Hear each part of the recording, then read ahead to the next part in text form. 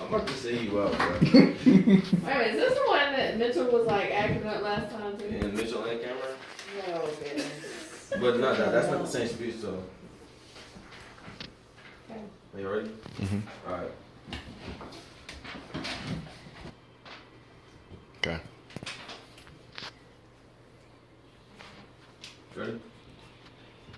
Imagine it's about 2 p.m., it's in the middle of July, and it's 95 degrees outside. And the broadcaster says that there's no chance of no clouds throughout the whole day. You're probably thinking, oh, he's describing the perfect day. I see myself at the beach or sitting poolside working on a tan. That does seem like the ideal thing to do on a day like that. But now with that same thought in your mind, imagine you are enclosed in a 6x8 single room with a small window too high up to look out of. There's no AC, which means there's no air circulation at all. That seems like a nightmare. Well, every day, millions of inmates are living under that same condition. Those graphs that I just handed, or those papers that I just handed out, are graphs on the increase of prisoners, the increase of prison population since the last 20 years. I tell you that because that is part of the reason why there's such a issue with, or there's an increase in the amount of deaths that are being caused by heat strokes in prisons. Every day, thousands of inmates across the U.S. are suffering through temperatures that regularly exceed over 100 degrees. In 2014, the University of Texas School of Law's Human Rights Clinic found that in just 7 years, at least 14 inmates had died from a heat stroke. Some people might say, well, why would I want to do anything to help convicted murderers and rapists and other criminals? But the way that I see it is, at the end of the day, they're all still humans, and they deserve to still live in humane conditions. It is their human right to have that safe housing. In today's presentation, I want to walk through these main points. I'm going to explain to you what a heat stroke is. I'm going to explain to you the solution that can be done to prevent heat strokes in prisons. And then I'm going to explain how you can be part of that solution. Since 1998, over 22 inmates have died from a heat stroke. A lot of people do not realize the severity of heat strokes, and that may be a factor to why nothing is being done to help prevent them in prison systems. My first point is to explain to you what a heat stroke is and how someone can die from one. According to the Mayo Clinic, a heat stroke is a condition caused by your body overheating, usually as a result of prolonged exposure to or from physical exertion at high temperature. It is considered the most serious form of heat injury and occurs if your body temperatures rise above or to 104 degrees Fahrenheit.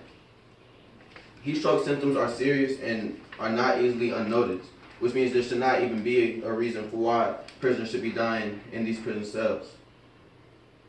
The following are a list of the symptoms that come from a heat stroke, or that lead up to a heat stroke. Someone experiencing a heat stroke first goes through these: a throbbing headache, dizziness, and lightheadedness, lack of sweating regardless of the heat. They experience red hot and dry skin, muscle weaknesses, cramps, nausea and vomiting, rapid heartbeat, shallow breathing, confusion, disorientation, staggering, seizures, unconsciousness, and ultimately, if untreated, death. And that's a lot. In my research, I found, and this is according to the webmedical.com, the easiest way to prevent heat stroke from occurring is to stay in an air-conditioned environment. You would think that after 22 deaths from 1998 to 2014, that prisoners would be trying to do something about the facilities. Instead of trying to find a solution, prisoners are looking for reasons why they can't air condition their facilities. They are talking about money being an issue. Before I get into how much it costs to add air conditioning in prisons, I want to say first that we as taxpayers are giving money towards the upkeep of prisons. What is that money being used for? How can money be of an issue? The Vera Institute of Justice released a study that found we are paying an estimated $39 billion each year to prisoners across the U.S. It costs a minimum of $22 million to install a full air conditioning system in a prison.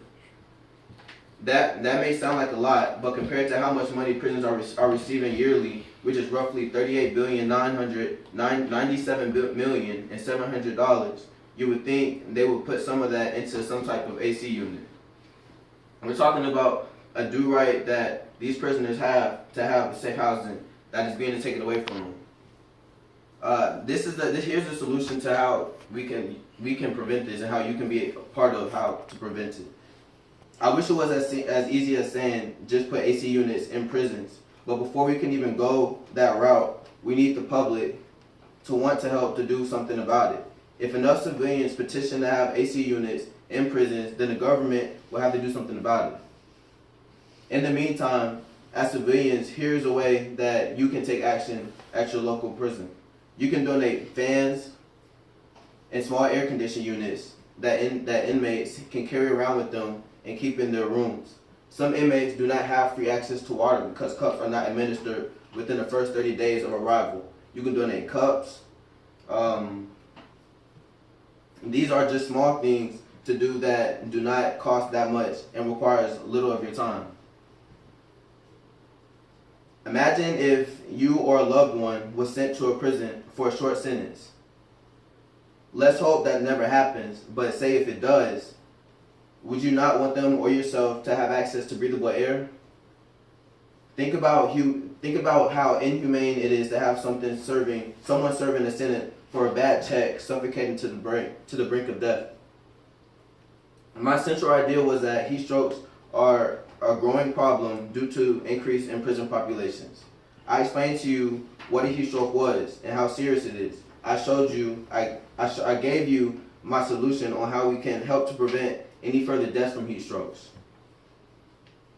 The question now is, are you going to take that stand to help someone's loved one out? You could be saving the life of a father or a mother, brother or sister, son or daughter. A little of your time can make a huge difference.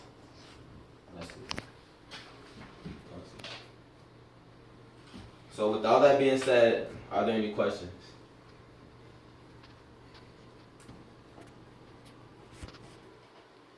Yes. You had a lot in your mind. I have a question.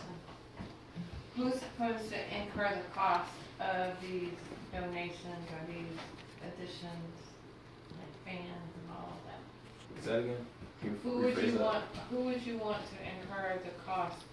The government or individuals to pay for all of these items? Well, what it is that the prisoners themselves, they're just not taking the money that they have and putting it into putting AC, because they have the money to put into AC units, but they're just not doing it. So you're asking individuals to provide the fans and things like that? Okay. So as far as now I understand your question. As far as the fans and all that, that's just something that the civilians in their local areas, they can just donate those so that the prisoners have they can remain cool because they don't have the AC units in them, and they can do that while helping to petition to get the government to do something about the prisoners not putting money into the AC units. Okay. Thank you. You're welcome. What are the prisons spending all the money on that they have? That they're not putting. Unfortunately, since that wasn't necessarily part of the topic that I was speaking on, I don't really know information about that. I didn't really research any of that. But they're not putting it into the AC units, like I say that, because it's what it's profitable.